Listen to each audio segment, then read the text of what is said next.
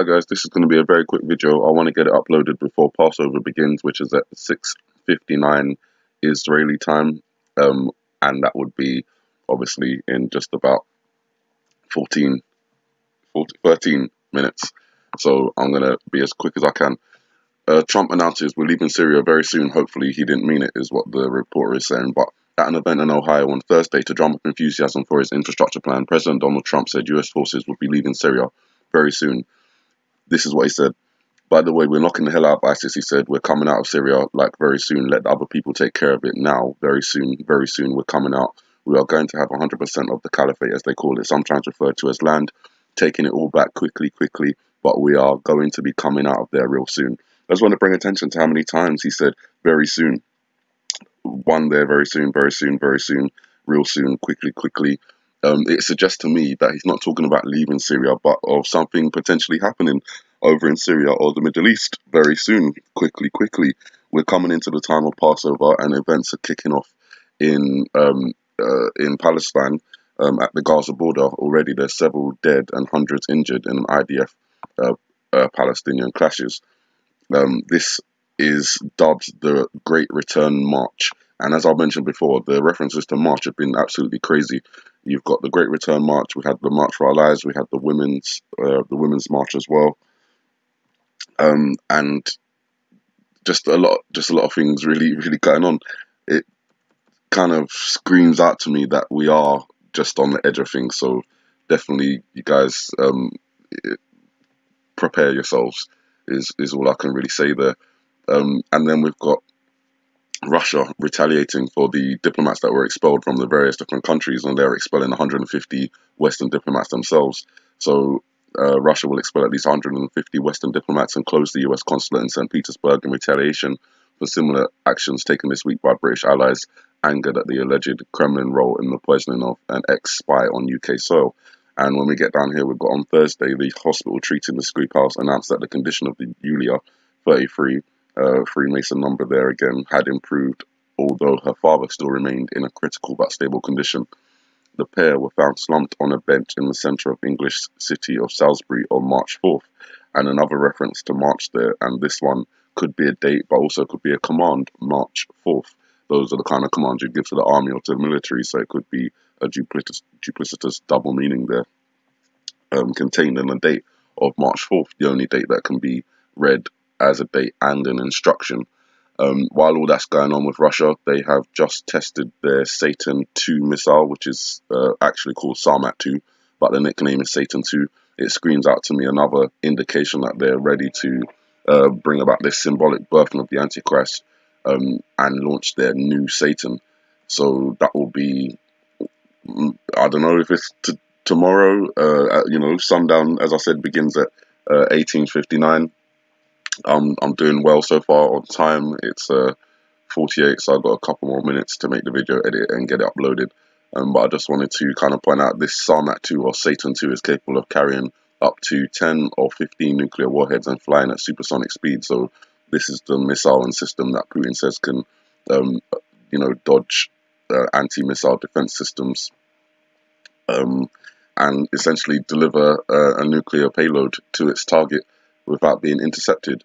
All this going on while North Korea has been having talks with South Korea, and they went to visit Xi Jinping, and they plan to have a summit with Donald Trump, and now there's rumors that he's potentially going to Moscow to meet Putin.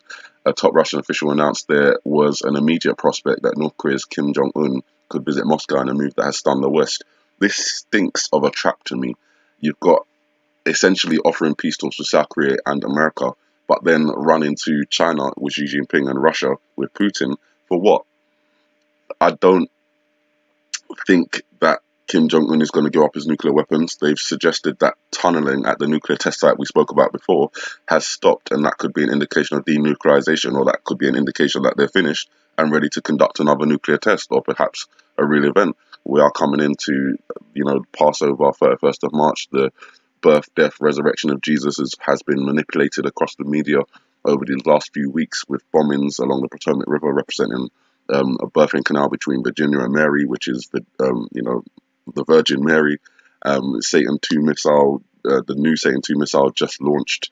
All those kind of references, March 4th, it's all pointing to an event that they have been planning for years and years and years, and it seems as if this year is the year they intend to do it.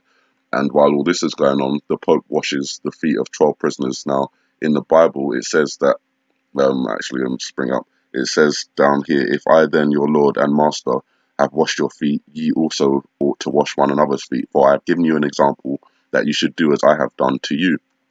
So, to bring up a report about the Pope washing feet shouldn't be anything to be alarmed about, but then we know that the Pope and the Vatican, they are soaked and steeped in satanic ritual and demonic symbolism. Their Vatican is in the head of a snake. When you look at the topography of the area, inside of the Vatican, you have the dead sheep throne, which Jonathan Clegg pointed out, and you have all the references to child abuse and all those kind of stuff. So, it's evil. Nothing good's coming out of there. So when you see the Pope doing things like this, imitating the actions of Jesus, it's not an attempt to, give praise to God or to, follow the example that he said we should follow. This is an attempt at manipulation and mockery, because they are about to bring out their Antichrist, and they're going to do it soon. The dates I have in mind, I've already mentioned: 31st of March, 1st of April, 3rd of April, 18th of April. Those are the 4 days that are left on my watch calendar, and it appears to me that everything is very, very, very quickly getting to that point.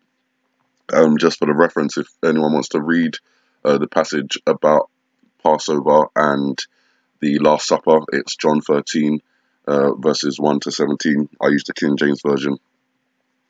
And that's pretty much it. So I just wanted to point out everything that's going on currently at the moment, with Trump saying getting out of Syria very soon, very soon, very soon, quickly, real soon.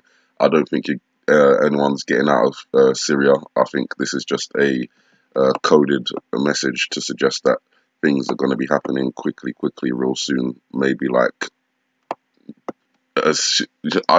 maybe like on the 31st. But as I said, Passover begins at 6:59 in Israel, which is in 7 minutes time. So you guys just be aware that these things are happening, and the tensions that are going on with this great return, who's returning, great return march,